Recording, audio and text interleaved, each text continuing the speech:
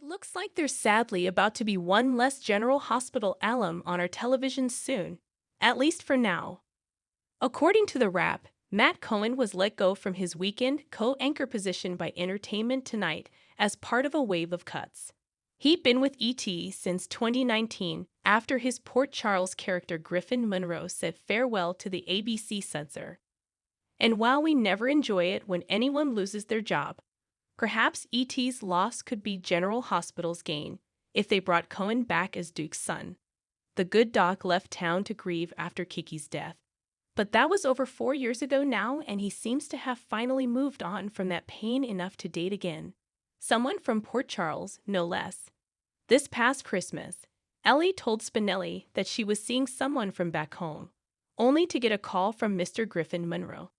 That, though, certainly doesn't mean that there's space for him to return to General Hospital and hook back up with Ava. Dating off-screen can easily mean breaking up off-screen.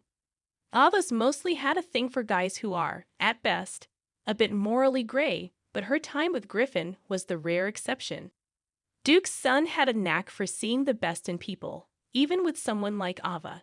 If he were to return now and find out just bad things were for her caught in Mason and his boss Webb, he might even take it upon himself to try playing hero. Sure, Sonny's finally on the case, but he was already neck-deep in this before he was even aware of what was going on.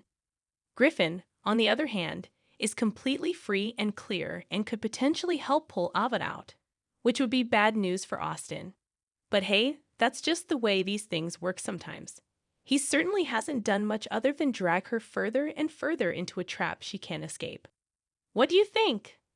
Would you like to see Griffin back in Port Charles, maybe even with Ava?